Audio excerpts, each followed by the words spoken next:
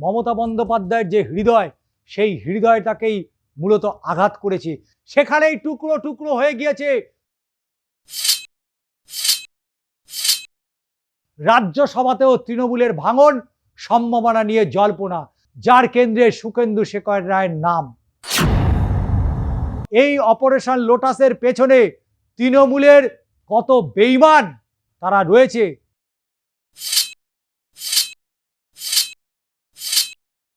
অনেকেই ভাবছেন মমতা বন্দ্যোপাধ্যায়ের নতুন করে বিপদ শুরু হয়ে গেছে। কারণ দল যেভাবে টুকরো টুকরো হয়ে গিয়েছে, অবশ্যই মমতা বন্দ্যোপাধ্যায়ের যে হৃদয়, সেই হৃদয়টাকেই মূলত আঘাত করেছে। সেখানেই টুকরো টুকরো হয়ে গিয়েছে, যদিও সেটা দেখা যাচ্ছে না। 98 সালের 1 জানুয়ারি মমতা বন্দ্যোপাধ্যায় নিজে হাতে করে দলটা তৈরি করেছিল। 34 বছরের সিপিএমকে একেবারে ধূলিসাৎ করে দিতে সক্ষম হয়েছিল মমতা বন্দ্যোপাধ্যায়। তবে সেই মমতা বন্দ্যোপাধ্যায় আজকে 2026-এ এসে যে ছবি তিনি দেখতে পাচ্ছেন, অবশ্যই তার মনের ভেতরটা ভেঙে তছনছ হয়ে যাচ্ছে।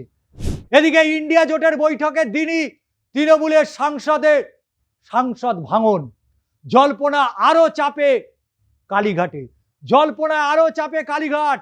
রাজ্যসভাতেও তৃণমূলের ভাঙন, সম্ভাবনা নিয়ে জল্পনা, যার কেন্দ্রে সুখেন্দু শেখর রায়ের নাম।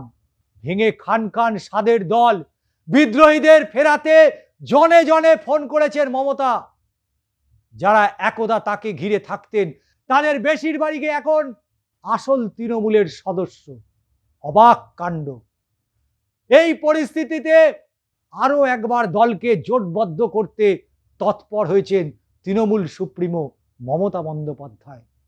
তবে অপারেশন লোটাস 8 জানুয়ারি দিল্লিতে ইন্ডিয়া জোটের বৈঠকের দিনই লোকসভায় তৃণমূল কংগ্রেসে বড়সড় ভাঙনের জল্পনা শুরু হয়েছে। আর ঘটনাচক্রে সেদিনই সরকারি অনুষ্ঠানে যোগ দিতে দিল্লিতে উপস্থিত থাকার কথা মুখ্যমন্ত্রী শুভেন্দু অধিকারীর। আবার ইন্ডিয়ার বৈঠকে যোগ দিতে রাজধানীতে থাকবেন প্রাক্তন মুখ্যমন্ত্রী মমতা বন্দ্যোপাধ্যায়, তৃণমূলের সর্বভারতীয় সাধারণ সম্পাদক অভিষেক বন্দ্যোপাধ্যায়। খেলা দেখতে যাচ্ছে অনেকেই। খেলা তো হবেই, খেলা এখানেই শেষ হয়নি। কারণ 26-এর বিধানসভা ভোটের ফল প্রকাশের পরই বদলে গিয়েছে সম্পূর্ণ বাংলার রাজনৈতিক চিত্র। একসময় নিজের হাতে তৈরি করা তৃণমূলই আজ ভেঙে চুরচুর হয়ে গেছে। আর যারা মমতা বন্দ্যোপাধ্যায়কে ঘিরে আশেপাশে ঘুরে বেড়াতো, তারা এখন পালিয়েছে। জাহাজ থেকে পালিয়েছে। তারা দলকে জোটবদ্ধ করতে আবার মমতা বন্দ্যোপাধ্যায়কে নতুন করে শুরু করতে হচ্ছে। তবে সূত্রের খবর, ঘরে ফেরাতে একাধিক বিদ্রোহীকে নাকি ইতিমধ্যেই ফোন করেছেন তিনি। যদিও কি কথাবার্তা হয়েছে সে বিষয়ে এখনো স্পষ্ট জানা যায়নি। অনেকেই ফোন ধরেননি, অনেকে ফোন কেটে দিয়েছেন। তবে হাওড়া, মুর্শিদাবাদ, উত্তর দিনাজপুরের একাধিক জয়ী বিধায়ককে নাকি ফোন করেছেন তৃণমূল নেত্রী। এদের মধ্যে অনেকেই নাকি বুধবার বিরোধী দলনেতা ঋতব্রত বন্দ্যোপাধ্যায়ের সঙ্গে রাজ্য বিধানসভায় গিয়েছিলেন। তারাই আবার বৃহস্পতিবার তৃণমূল নেত্রীর ফোন পান। ফোনে অভিষেক বন্দ্যোপাধ্যায়ের বিরোধিতা তা অবশ্যই তারা করেছেন। তবে সে বিষয়ে অবশ্যই বেশ খানিকটা ধোঁয়াশাও রয়ে গিয়েছে। শুক্রবার কালীঘাটে বৈঠক ডেকেছেন মমতা। বিধায়কদের সেখানে ডাকতে চাইছেন, সেই কারণেই ফোন ঘুরিয়েছেন প্রত্যেক বিধায়ককে। কিন্তু কজন আদৌ যাবেন তা নিয়ে রয়েছে বিরাট সংশয়। তবে বলে রাখা ভালো, এর আগে মমতার ডাকে একাধিক কর্মসূচিতে সিংহভাগ বিধায়ককেই গড়হাজির থাকতে দেখা গিয়েছে। কাউন্টডাউন তো চলছে, কারণ কাউন্টডাউন চলছে। এ রাজ্যের বিরোধী নেতা হওয়ার পর থেকে 58 জন বিধায়ককে নিয়ে রাজ্য বিধানসভায় বৈঠকে বসেছিলেন ঋতব্রত বন্দ্যোপাধ্যায়। তিনি কি বলছেন সত্যি শোভা পায়। সাধারণ মানুষের স্বার্থে নাকি বিরোধিতা চলবে। কার সাথে বিরোধিতা করবেন? বিজেপি সরকারের বিরুদ্ধে। দলীয় কর্মীদের হেনস্থার অভিযোগ জানাতে শিউলি সাহা, সাবিনা ইয়াসমিন, জাভেদ খান, সন্দীপন সাহাদের নিয়ে রাজ্য পুলিশের ডিজির কাছে গিয়েছিলেন। আর শুক্রবার সকালে সন্দীপন সাহার বাড়িতে যাবেন ঋতব্রত বন্দ্যোপাধ্যায়। হয়তো গিয়েছিলেন মমতার কালীঘাটের বাড়িতে বৈঠকে কতজন বিধায়ক যান সেদিকেও আমাদের নজর থাকবে। আবার নজর রাখবে ঋতব্রত বন্দ্যোপাধ্যায়ও। এই তো সবে সেদিনকে সিপিএম থেকে ছেড়ে তৃণমূল কংগ্রেসে যোগদান করলেন, আর এখনই হয়ে গেলেন LOP, leader of the opposition, অর্থাৎ বিধানসভার বিরোধী দলনেতা। কেমন লাগছে পথটা? অবশ্যই জানতে ইচ্ছা করে। পথটা কেমন লাগছে, কতটা আপনি এনজয় করছেন পথটা। কিন্তু বাংলার ঘরে ঘরে যেখানে তৃণমূল কংগ্রেস কর্মীরা প্রতিদিন মার খাচ্ছে, প্রতিদিন ভয়ে তারা বাড়ি ছাড়া হয়েছে, তাদের খবর কবার রেখেছেন? কবার গেছিলেন বেলেঘাটায়, কবার গেছিলেন দক্ষিণ 24 পরগনার সোনারপুরে, কবার গিয়েছিলেন হাওড়ায় অরূপ রায়ের বাড়িতে? কল্যাণ বন্দ্যোপাধ্যায়ের সাথে কতটা যোগাযোগ রেখেছিলেন? পেরেছেন? বিরোধী দলনেতা তো হয়েছেন। শুভেন্দু অধিকারীকে দেখে আপনার শেখা উচিত। বর্তমানে তিনি রাজ্যের মুখ্যমন্ত্রী, কিন্তু তিনি যখন বিরোধী দলনেতা ছিলেন তিনি কিভাবে বিভিন্ন জায়গায় পৌঁছেছেন। হ্যাঁ, অস্বীকার করার জায়গা ছিল না, অস্বীকার করার কোনো জায়গা নেই যে মমতা বন্দ্যোপাধ্যায়ের যে পুলিশ শুভেন্দু অধিকারীকে পদে পদে আটকেছে, পদে পদে এফআইআর হয়েছে, পদে পদে হাইকোর্টে যেতে হয়েছে তৎকালীন রাজ্যের বিরোধী দলনেতা শুভেন্দু অধিকারীকে। আর গ্ল্যামার বয়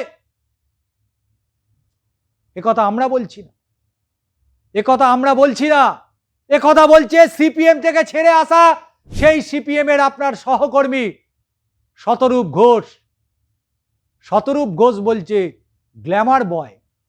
তবে তিনি বিজেপিতে সখ্যতা তো রাখবেন, কারণ তার পুরনো বেশ কিছু কেস তো রয়েছে।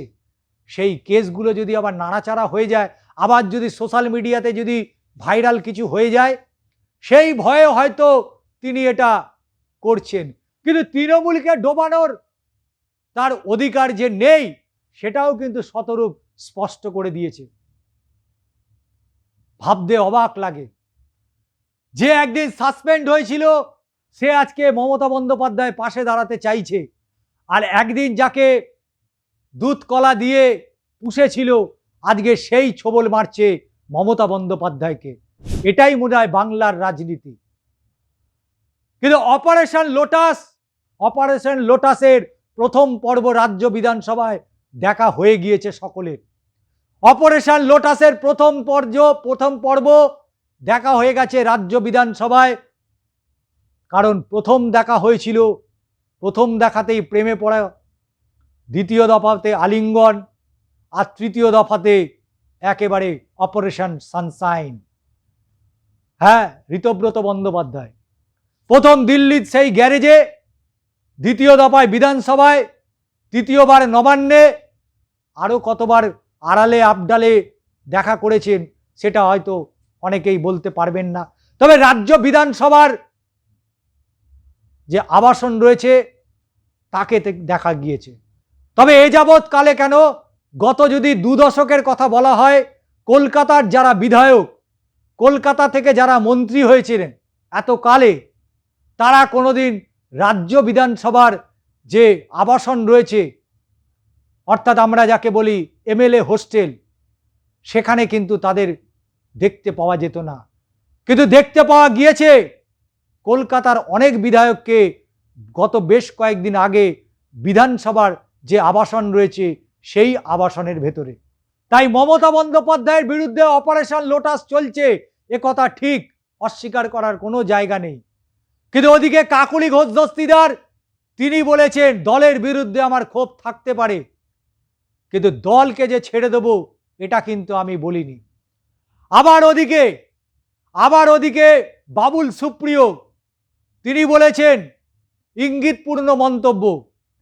তিনি বলেছেন অবশ্যই ব্যক্তি স্বাধীনতা রয়েছে, রাইট টু লাইফ রয়েছে, right two freedom and speech, প্রত্যেকের বলার অধিকার রয়েছে, অবশ্যই বলতে পারেন, বলেছেন, অস্বীকার করা কোনো জায়গা নেই। কিন্তু বলার আগে ভাবতে হবে, বলার আগে ভাবতে হবে যে ছবিটাকে বুকে সেটে প্রচারে বেরিয়েছিলেন, যে ছবিটাকে নিয়ে মানুষের দৌড়ে দৌড়ে পৌঁছেছিলেন, যে প্রকল্পগুলোকে নিয়ে মানুষের ঘরে ঘরে গিয়েছিলেন, সেগুলো সবটাই কিন্তু মমতা বন্দ্যোপাধ্যায়। আর সেই মানুষটাকে যারা নিচু দেখাতে চাইছেন, আদতে যে তারা নিচুতেই পড়ে গিয়েছেন।